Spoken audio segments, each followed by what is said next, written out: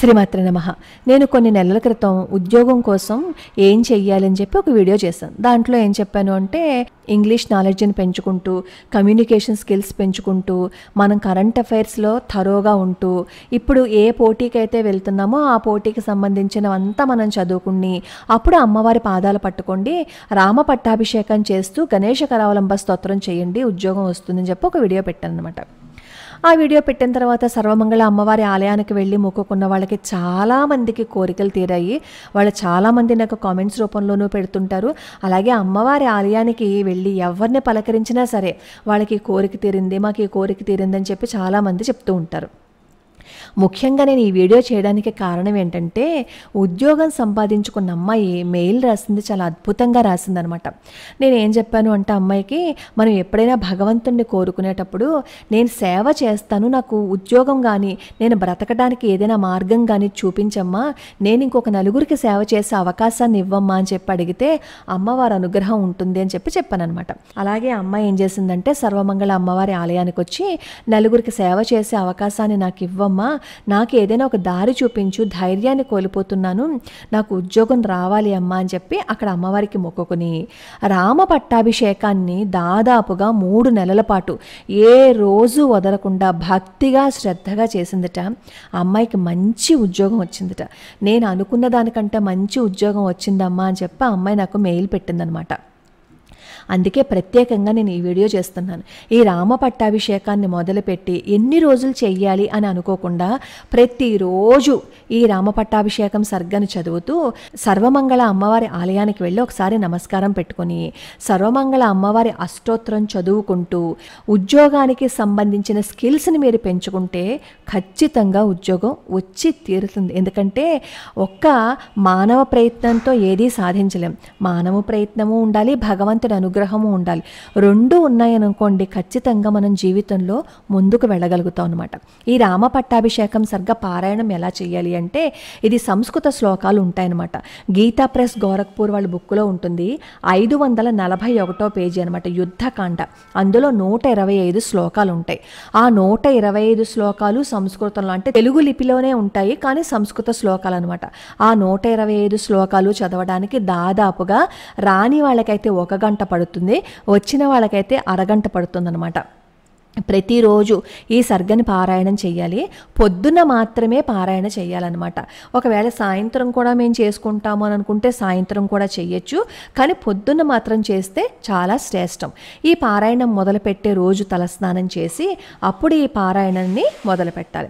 అలాగే ఈ పట్టాభిషేకం సర్గ చేస్తున్నప్పుడు రామ పట్టాభిషేకం ఫోటో పెట్టుకుని అప్పుడు ఈ రామ పట్టాభిషేకం సర్గ చదివి అయిపోయిన తర్వాత ఏమో పానకము వడపప్పు నైవేద్యంగా సమర్పణ చేసుకోవాలి.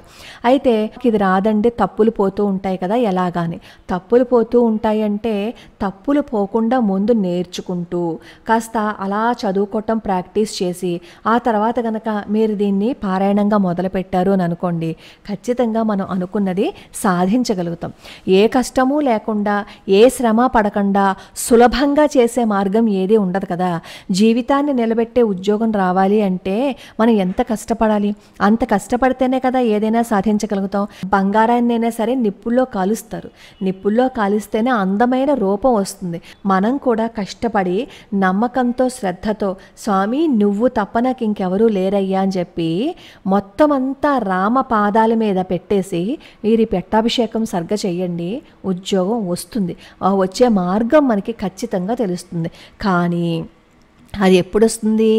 మన ప్రయత్నం కూడా మనం చెయ్యాలి. మన ప్రయత్నం మనం చేస్తూ ఈ రామ పట్టాభిషేకాన్ని వదలకుండా ఇన్ని రోజులు చెయ్యాలి అని కాకుండా రోజు అలాగా మీరు పారాయణం చేయండి. దాంతోపాటుగా సర్వమంగళ అమ్మవారి ఆలయానికి వెళ్ళి ఒకసారి అక్కడ అమ్మవారికి మొక్కుకొని నాకు ఉద్యోగం వస్తే నలుగురికి సేవ చేస్తాను, నేను ఇక్కడ నాకు ఉద్యోగం వచ్చినప్పుడు మొదటి జీతంతో నాకు తోచినంత బంగారంతో మంగళసూత్రాలు నీకు చేయించి ఇస్తాను తల్లి అని చెప్పి అక్కడ అమ్మవారికి మొక్కుకున్నట్లయితే పని జరుగుతుంది. కాబట్టి ఈ ప్రయత్నాన్ని మొదలు పెట్టండి. ఆ అమ్మాయిలాగే మీ అందరికీ కూడా ఉద్యోగం వచ్చి మీ అందరూ కూడా హాయిగా సంతోషంగా ఉన్నారు అని అనుకోండి. అంతకు మించి ఇంకేం కావాలి చెప్పండి నాకు. సర్వమంగళ అమ్మవారి ఆలయానికి వెళ్ళి దర్శించుకున్న చాలామందికి వాళ్ళ కోరికలు తీరాయి. కొంతమందికి ఆ కోరికలు తీరకపోతే సర్వమంగళ అమ్మవారి అష్టోత్తరాన్ని కూడా నిత్యం చేస్తూ భగవంతుడి పాదాలు పట్టుకుని నమ్మకంతో గనక అమ్మవారికి మొక్కుకున్నట్లయితే ఏదైనా సరే సాధించగలుగుతాం. ఈ రామ పట్టాభిషేకం సర్గలోనే చివరు ఉంటుంది. ఈ రామాయణ మహాకావ్యం సర్వ శుభకరము, సమస్త ప్రయోజనాలని చేకూరుస్తుంది. దీని శ్రవణం వల్ల కుటుంబ వృద్ధి, ధనధాన్య సమృద్ధి కలుగుతుంది. ముఖ్యంగా స్త్రీలకు ఉత్తమమైన సుఖాలు ప్రాప్తిస్తాయి. ఆయురారోగ్యాలను, కీర్తి ప్రతిష్టలను, బుద్ధి కౌశలాన్ని, సుఖశాంతులని, తేజో వైభవాలని ప్రసాదిస్తుంది.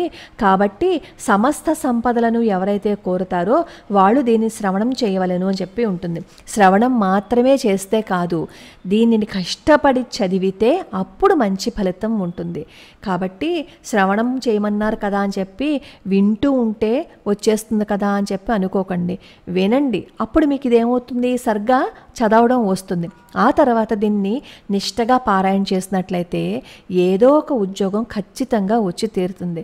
నాకు గవర్నమెంట్ ఉద్యోగమే కావాలి అని అనుకుని భీష్మించుకొని కూర్చుంటే ఎప్పటికీ మనం ఉద్యోగం సంపాదించలేం. ఏదో ఒక ఉద్యోగం వచ్చిందనుకోండి, ముందు ధైర్యం ఉంటుంది.